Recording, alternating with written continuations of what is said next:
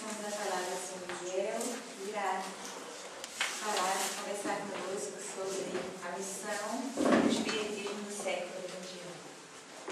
Bom, inicialmente eu queria saudar vocês, cumprimentá-los, porque nem todos eu conheço, mas, de um modo geral, nós sabemos que somos irmãos, todos filhos do mesmo Pai, do Criador, pelo sentido que nós espíritas temos com relação ao semelhante. O ideal seria que todos nós, pessoas humanas, nos encontrássemos na rua e nos saudássemos, mesmo sem nunca ter visto, sem nunca conhecer, porque a criatura humana é a mesma em toda parte, com os mesmos problemas, o mesmo objetivo de vida. Todos nós estamos aqui na direção do progresso, da evolução em todos os sentidos. Se nós buscamos o progresso material para atender às nossas necessidades imediatas de sobrevivência, simultaneamente nós estamos evoluindo, estamos progredindo também espiritualmente. Porque nessa busca nós nos esforçamos, nós lutamos, procuramos meios e recursos e com isso nós estamos desenvolvendo a nossa inteligência, a nossa capacidade. Temos até uma visão diferente daquilo que se costumou chamar de problemas. Nós procuramos denominar de desafios. Os nossos desafios são permanentes. Diariamente, a partir do momento que despertamos, começamos a luta de cada dia. E nós sempre queremos vencer as dificuldades, vencer no trabalho, na rua, em toda parte nós queremos agir corretamente, atuar de tal forma que não traga sofrimento para si e para os outros. Esse é o ideal que nós deveríamos abraçar. Ao começarmos um dia, formular esses pensamentos, como a oração de São Francisco. Senhor, fazei de mim um instrumento da vossa paz. Somente essa frase bastaria para mudar o mundo. Se cada pessoa saísse de casa com o objetivo, com o propósito de ser um instrumento de paz, ou seja, aquela pessoa que vai facilitar o caminho de todos, aquela pessoa que não vai criar nenhum problema, nenhum obstáculo para quem quer que seja, aquela pessoa que vai fazer ao próximo somente aquilo que ela gostaria que o próximo lhe fizesse. Isso resolveria o problema da humanidade. O problema é que eu digo da convivência, da harmonia, da paz. Porque perguntaram a Gandhi, que foi o maior missionário da paz na Terra, qual era o caminho para a paz? E ele disse, não tem um caminho para a paz. A paz é o caminho. Então, dentro dessa visão, quando a gente abraça uma religião, a gente espera estar encontrando ali um caminho, alguma coisa que acrescente, que some, que melhore. E a religião é uma necessidade, é um alimento. Já que Jesus afirmou, nem só de pão vive o homem, mas também da palavra que vem de Deus. Isso quer dizer que temos outros tipos de necessidades, além da alimentação, da vestuária, da casa, da educação, enfim, desses princípios básicos, fundamentais da nossa vida. Mas nós temos uma outra aspiração maior, um ideal superior. Pelo menos a grande maioria das pessoas que buscam a religião.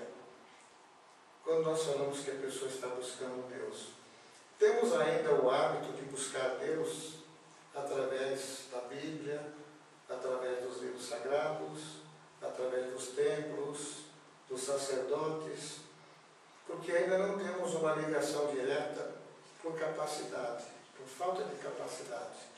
Nós ainda não fazemos aquilo que Jesus recomendou, que quando nós quiséssemos orar, falar com o Pai, deveríamos dirigir para o nosso quarto, para um ambiente fechado, e falar ao Pai que está no céu. Nós ainda utilizamos os intermediários.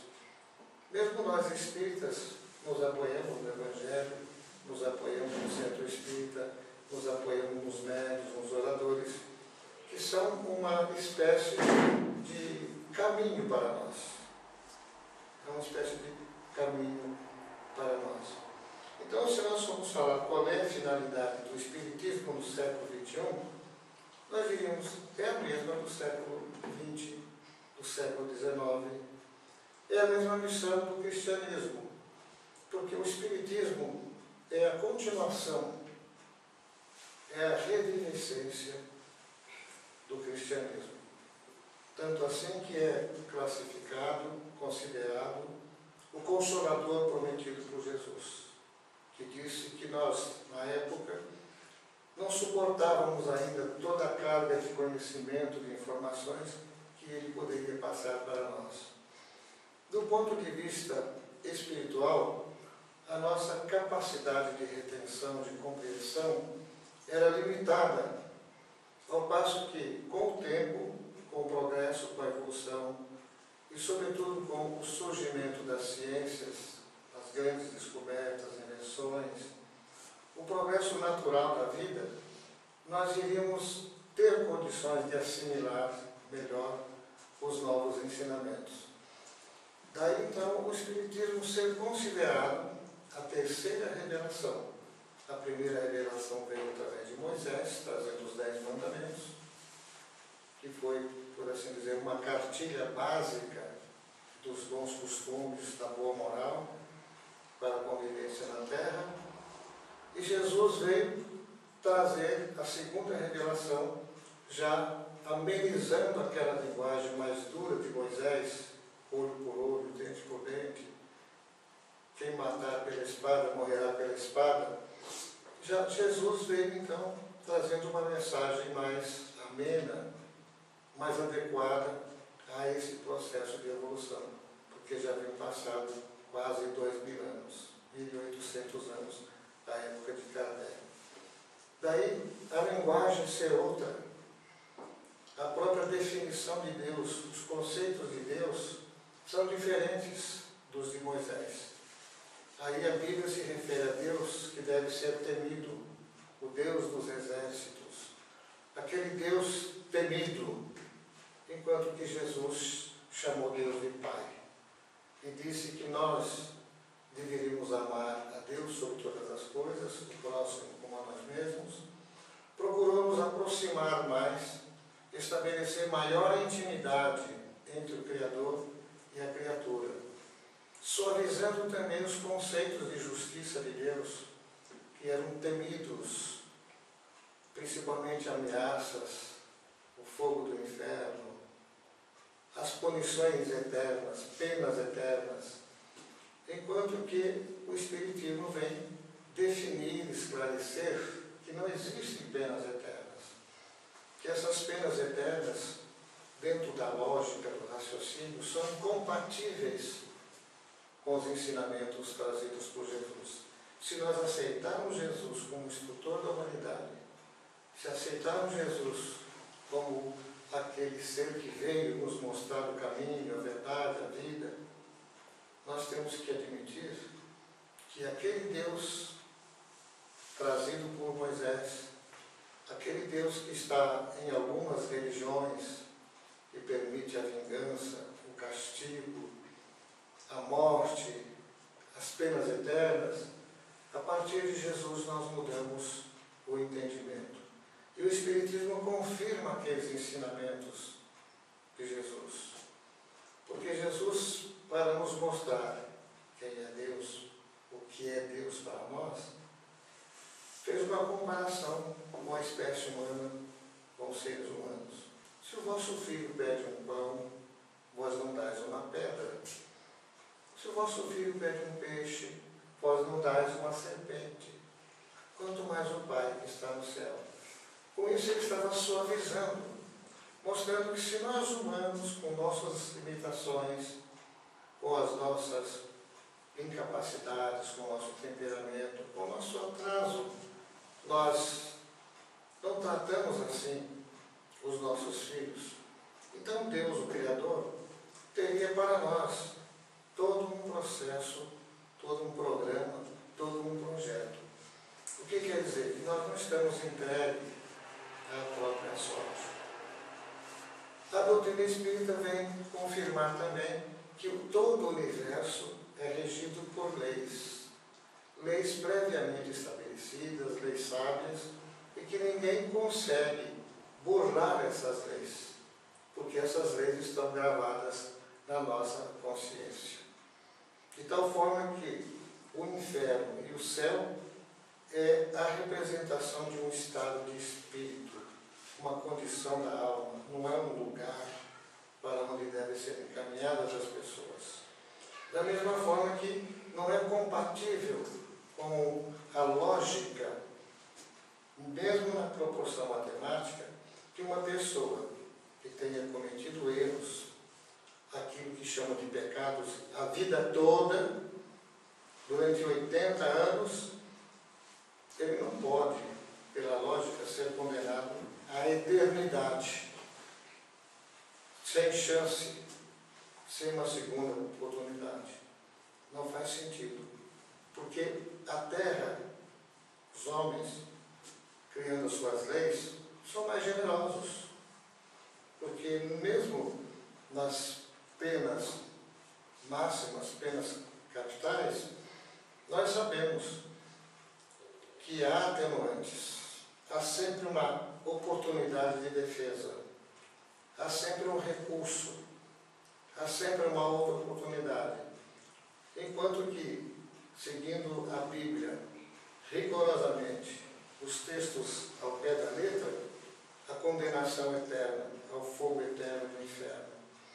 Então, para nós espíritas, na interpretação da codificação kardeciana, os 5 livros básicos, e o livro chamado Céu e Inferno, tem uma demonstração de que não existem penas eternas. As penas são correspondentes às faltas e à proporção relativa também. Não pode ultrapassar os limites da capacidade humana. Daí, as atenuantes, que são muitas, aquilo que pode ser suavizado. Ou seja, sempre depende das circunstâncias como a pessoa cometeu o erro, cometeu a falta. A nossa justiça humana reconhece essas atenuantes. Porque você pode matar uma pessoa por várias razões, em várias circunstâncias. E a lei divina, conforme está estabelecida no próprio Livro dos Espíritos, Deus julga pela intenção e não pelo fato. Porque uma coisa é a intenção, outra coisa é o fato.